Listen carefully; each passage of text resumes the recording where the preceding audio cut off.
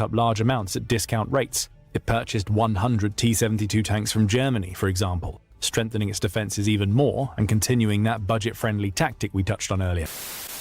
Olá pessoal, sejam bem-vindos a mais um vídeo desse canal. Nós somos cidadãos do terceiro mundo e nesse canal nós reagimos e aprendemos sobre o primeiro mundo. Nesse vídeo nós vamos reagir a por que a Finlândia tem o exército militar melhor da Europa.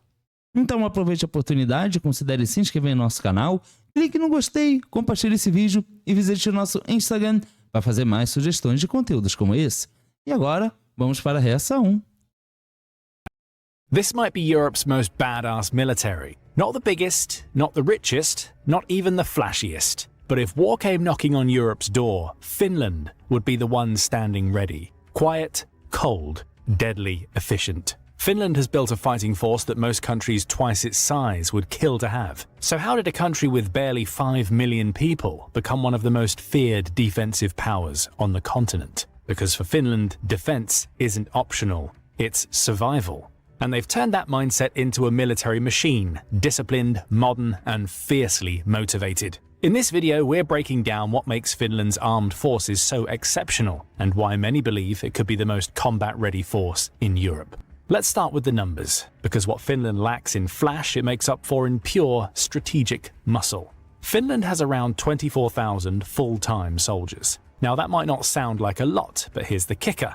The country is able to mobilize around 10 times that amount, up to 280,000 personnel, should it need to. And in the most extreme cases, there are around 900,000 Finnish reservists, Wow. all trained and capable of entering combat if required. To put that into perspective, Finland's entire population is about 5.5 million. That means it could theoretically mobilize around 5% of its population for military combat, or more than 16% in the most drastic of situations. And to understand just how big that is, if we apply the same model to the US, it will be like having 55 million American reservists, all ready to call up in times of crisis, such as an invasion of the country. So proportionally speaking, Finland has one of the biggest military forces of any country in the world. And its soldiers are not just men and women with basic training or a rudimentary understanding of warfare. These are people who have undergone rigorous training and preparation. Thus, if called upon, they would know exactly where to go, which unit to join, and what their roles would be. This is in part all thanks to Finland's mandatory conscription system. All adult males in the country are encouraged to serve either 165, 255 or 347 days of military service. They can opt for civilian service instead, but a lot of them go the military route.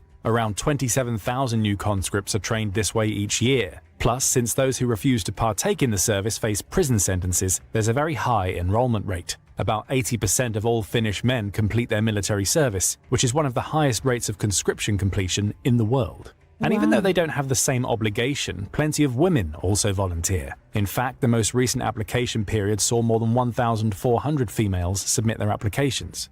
As for the training itself, it's rigorous and effective. Conscripts first undergo 6 weeks of basic training before taking on more specialist training tasks related to their assigned role. They can be trained in a wide range of tasks and duties, from handling weapons to the ins and outs of officer duties. There are so many positives to take out of such a system. Firstly, it ensures that a huge percentage of the male population has at least some military knowledge and preparedness for combat.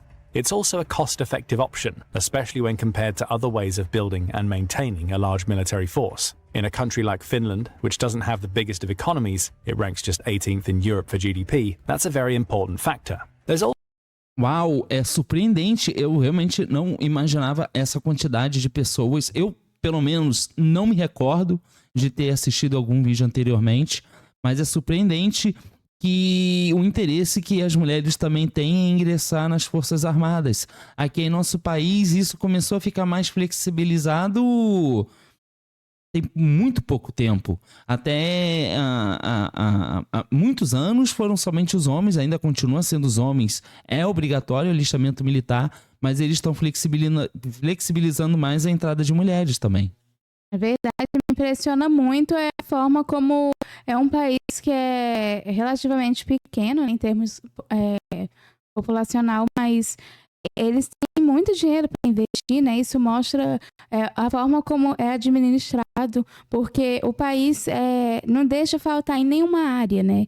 E aqui isso também se repete. Então, eles fazem investimento nessa área também. E me impressiona muito, porque isso é uma coisa que mostra o quão bem gerenciado os impostos deles, né? Então, realmente é uma coisa fantástica.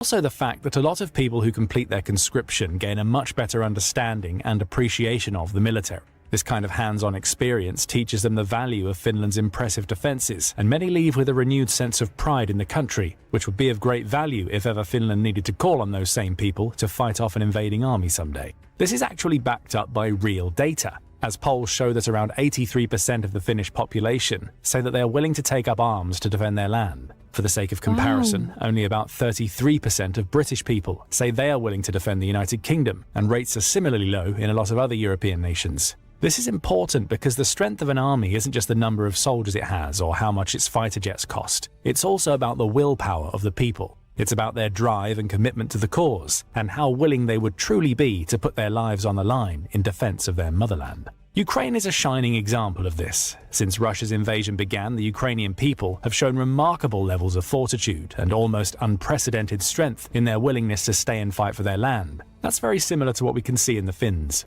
And it's hardly surprising that Finns care for their country so much, as it's often voted the happiest place to live in the entire world. Next, some more impressive stats. Finland has hundreds of tanks stocked up and stored away and ready for duty, as well as one of, if not the strongest artillery force in all of Europe. That consists of a whopping 700 howitzers, another 700 heavy mortars, and 100 multiple rocket launchers ready to fend off any aerial assaults. It also has massive stockpiles of ammunition and strong forces on land, in the air, and at sea, making it capable of fighting on all fronts if needed. To be more precise, Finland's army boasts armoured regiments, special ops teams, and its famous Jaeger brigades, made up of specially trained troops who are perfectly suited for winter combat in the swamps and dense forests that make up large parts of the country's terrain. Its navy consists of missile launch ships, mine layers and mine countermeasure vessels, along with amphibious brigades, and its air force has multiple F-35 fighter squadrons, state-of-the-art surveillance systems, and helicopter battalions too.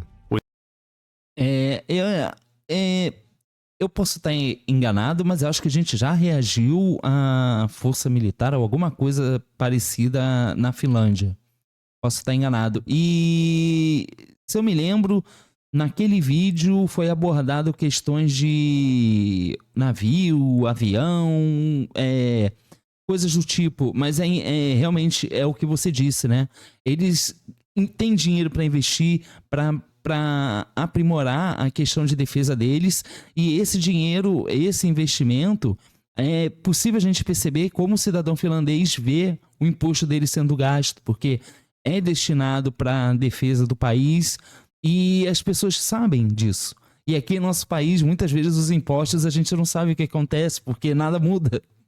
With such strength and depth across land, sea and air, Finland seems well prepared to engage any enemy, no matter how it might engage them. It always has options to defend itself, with some high-end hardware and a lot of highly trained personnel capable of using it to the best of their abilities. All of this is backed up with strong defence agreements with key Western allies, including the US and the UK. And in 2023, Finland officially became part of NATO, bringing the impressive strength of its military to the alliance. In the words of Finland's own top commander, General Timo Kivinen, on a per capita basis, we have probably the most firepower in Europe. He's not wrong. Finland's military might is extraordinary considering its size, budget, and politically neutral past. And one of the most impressive aspects of all of this is that Finland hasn't had to spend inordinate amounts of money to build its army. In fact, it allocates around 2% of its GDP to military spending, which aligns with NATO standards, but is still relatively low compared to a lot of other countries. The conscription system, as explained earlier, really helps with cost savings. Thanks to that, Finland can call on hundreds of thousands of trained troops, but doesn't have to pay them full-time salaries like many other countries.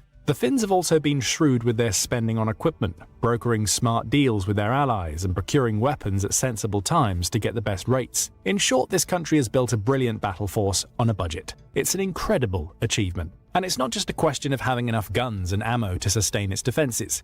Finland also heavily invests in tactics and strategy. It trains its personnel to understand the unique terrain that makes up the Finnish landscape.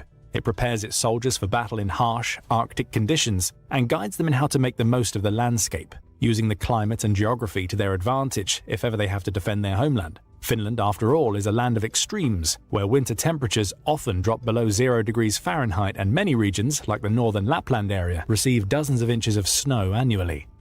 É interessante porque a gente pega esse clima e realmente isso aumenta a intensidade do treinamento, né? Então, imagina o quão capacitado devem ser os militares, né, finlandeses, porque o clima deles ajuda muito, né, a promover essa resistência. E isso perto de outros lugares, né, que talvez não tenha esse clima assim, acaba sendo uma vantagem, né? Até porque o inverno na Finlândia é muito rigoroso. É uma temperatura muito extrema. Assim como no nosso país, a gente pode também considerar que aqui tem temperaturas extremas, no sentido de aqui ser realmente muito, muito quente. Mas na Finlândia é muito frio e isso acaba sendo uma vantagem também, né? Indeed, a large part of the Finnish defense strategy isn't necessarily outmuscling any invaders, but wearing them down, digging in with grit and determination, and making it as difficult as possible for any opposing force to gain ground. It's quite similar in a lot of ways to how Ukraine has had to defend parts of its territory in the wake of the Russian invasion. So even if it couldn't compete with an invading force in terms of numbers of soldiers, tanks and so on, Finland's military would still have a massive advantage thanks to its training and tactics. Its men and women would always have the upper hand on their own turf. Invaders, even those from similarly snowy and inhospitable locations, could quickly feel overwhelmed by the unpredictability of the weather and the harshness of the terrain. Meanwhile, the Finnish soldiers would feel, quite literally, right at home in those same conditions. All in all, the Finnish army is an adaptable, resilient force, and one that many other European nations surely wish they had their own version of, particularly now. But why has Finland decided to put together such an incredible military, a force that is the envy of much wealthier and more prominent nations on the global stage? Well, there are a lot of reasons behind Finland's military spending, decisions and strategies over the years, but a lot of it boils down to one simple thing: the border. To be more precise, the border that Finland shares with Russia. That border runs for around 830 miles in total, and much of it is completely open. There isn't a sea, river, or vast mountain range there to make it very difficult for any invading force to enter. Instead, large parts of the border follow no natural landmarks whatsoever. It simply passes through forests, swamps, and alongside small, sparsely populated towns and villages, with mere handfuls of people living there. Even some of the bigger near-border towns like Jomanski only have a few thousand people. Meanwhile, Finland's biggest city and capital, Helsinki, is home to 1.3 million people. Now, if Russia and Finland were close allies, that massive open border might not be such a big issue. Plenty of countries have pretty large and open borders, but don't necessarily feel the need to invest hugely in their militaries. However, the relationship between these two countries has not exactly been friendly over the years. Indeed, for a long time, Finland was part of the Russian Empire until it fought for and gained its independence in 1917. The Soviet Union also invaded Finland in the Winter War, which ran from 1939 to 40. That ended with Finland having to give up 11% of its territory to the Soviets. Finland later retaliated, launching its own invasion of the Soviet Union in 1941, in what was known as the Continuation War. That war lasted much longer than the first, running until 1944, when the Moscow Armistice brought it to an end. Again, Finland lost some land that time, though it did also regain some of the territory it had previously lost. After the Second World War came to an end, a period of peace began across Europe and beyond. However, the Cold War reared its head, and Finland was one of the countries most affected by that.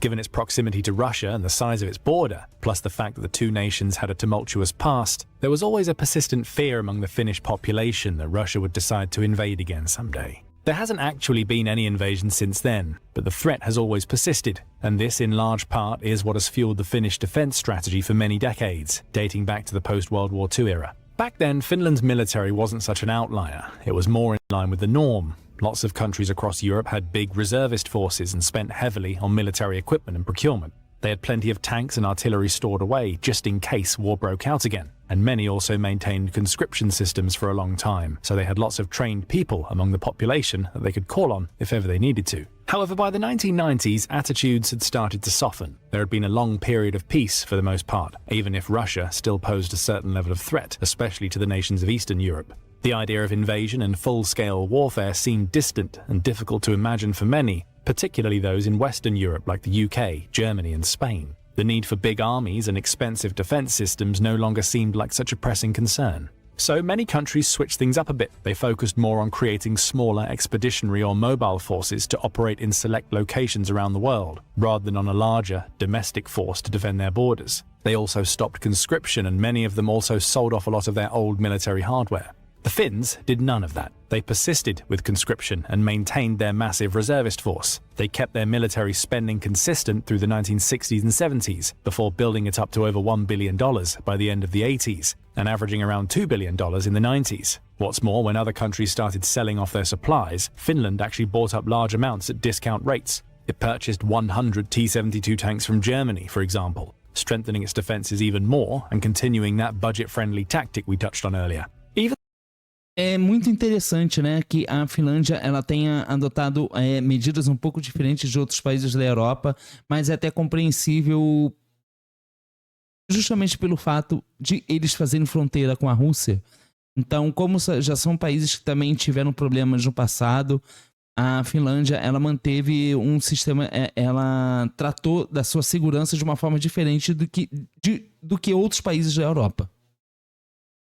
To military experts at the time, the Finnish approach may have seemed confusing or wasteful. Indeed, for the early parts of the 21st century, Finland's focus on its military was often seen as outdated, old-fashioned, and even unnecessary. Other countries moved away from the large-scale reservist force model in favour of approaches that seemed more modern. They didn't feel the need to have conscription systems or keep huge stocks of ammo, tanks, and other military equipment. It appeared confusing and wasteful to them that Finland would keep up with its more traditional military outlook. However, recent events have proven that the Finnish approach may have been the smartest one all along. With Russia's invasion of Ukraine, some of the biggest countries in Europe have been scrambling to strengthen their defences. We've heard some of Europe's biggest leaders speaking about the need to build a European army, and countries like the UK, France and Germany have been called out for their perceived weakness and lack of preparedness in certain aspects. Meanwhile, let's look at Finland. It has a relatively huge military, tons of supplies, and enough ammo to keep fighting and defending its territory for long periods, while other countries barely have enough to fight for more than a week. Now, at a time of concerning Russian hostility, Finland appears by far to be the most prepared, aside from Ukraine, in terms of being able to defend its land and present a serious deterrent to would-be invaders. And the Finns are not stopping there. The conscription program continues to train recruits each and every year, with more volunteers than ever since Russia's invasion of Ukraine.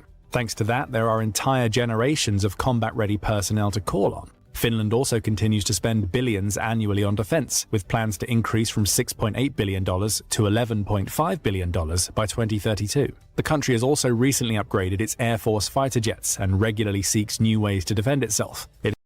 Não, é impressionante, né? A gente tá vendo aqui quanto que é destinado, né, para investir na questão da segurança do país, mas é incrível que a gente perceba que sempre tá em desenvolvimento e há um tipo de progresso, porque a gente já percebe esse progresso quando eles passaram a adotar uma política diferente dos outros países. Então a gente vê a prioridade que é dada na Finlândia, né? Como eu já mencionei, até porque pelo vizinho que eles têm, né? É verdade, isso chama atenção também, a forma como eles acabaram sendo até mesmo visionários, né? Ao adotar um outro tipo de coisa que outros países acabaram até vendo como uma coisa meio estranha. Mas realmente é incrível, eu acho que fala muito de como são os finlandeses, né? Eles têm essa mentalidade mesmo de estar à frente e é fantástico. Is invested strongly in cyber defenses, for example, to ward off digital and online attacks that could cripple less prepared nations. In a way, it's thanks to Russia that Finland has built and maintained this incredible military force. Having that kind of threat right on the doorstep has kept the fear and concern in Finnish minds throughout the ages. Other countries have the benefit of distance between themselves and Russia, or other potential enemies. Many also have more secure and smaller borders that are easier to defend. Finland, however, has been effectively forced to build a remarkable military through its geography and history. It had no other option, as it's almost like the Cold War never fully ended there. It's worth noting also that while it might not have one of the biggest populations in the world, Finland is one of the largest land masses in Europe. It has miles of relatively unoccupied territory, with a population density of just 48 people for every square mile, which could make it a great target for any invading force seeking to gain a lot of ground and access to important resources. A landmass like that needs an adequate, appropriate defense system, and that's exactly what the Finns have built. Certainly, when compared to European countries excluding Ukraine, its military is pretty much unmatched. It's remarkably prepared and more than capable of defending Finnish territory. Few military forces around the world can boast of units as well trained at maneuvering and fighting on their land than the Finnish Jaeger brigades, and even fewer have so many reservists among the populace. Let's not forget that this is a country that doesn't even rank in the top 20 of Europe in terms of its population, and it only just scrapes into the top 20 in terms of GDP. Make no mistake, if ever Russia decides to invade Finland, it will be a David versus Goliath battle if we look at the numbers alone. Russia would have a much larger force, with estimates of around 1.3 million active personnel and 2 million more in reserve. Russia also spends far more money on its military and has huge numbers of tanks, missile launchers, jets and so on, though these are being depleted in the fight with Ukraine. However, while the Finnish force would be smaller, it would surely be more than a match for the Russian one, or any other invaders in terms of tenacity, tactics and preparation. And that, more than anything else, is what truly makes the Finnish military the most badass in all of Europe. A lot of other countries across the continent and beyond can certainly learn a thing or two from the Finnish approach, as the country's defense force is a shining example of what can be done, even without a huge population or massive budget to work with. Now go and check out Ukraine Can't Believe What Finland Just Did, Insane Support, or click this other video instead. Realmente é fantástico. A gente já tinha reagido a um outro vídeo da Finlândia, se eu não estou enganado, e falava muito sobre a visão estrategista, né, que eles têm e como isso facilitou muito nesse aspecto militar para eles. Então, realmente é fantástico, mas o que realmente chama minha atenção é como eles são capazes de fazer esses investimentos utilizando uma baixa porcentagem do PIB, né? Então, é uma coisa que é importante, mas eles não depositam muito do PIB nisso. Acaba que, de qualquer forma, eles conseguem ter muita eficiência. Realmente é um povo muito eficiente, né?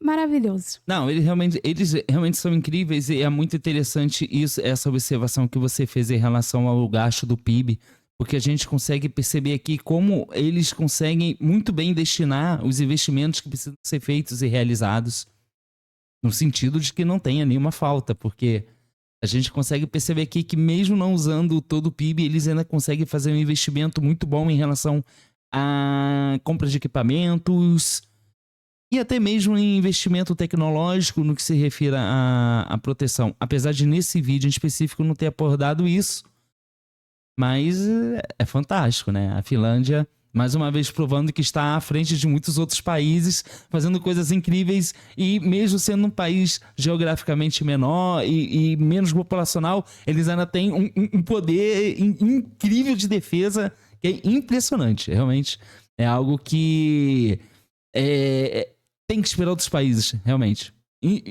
Principalmente o nosso. Mas essa foi a reação nesse vídeo, portanto aproveite a oportunidade, considere se inscrever no nosso canal, clique no gostei, compartilhe esse vídeo e visite nosso Instagram para fazer mais sugestões de conteúdos como esse.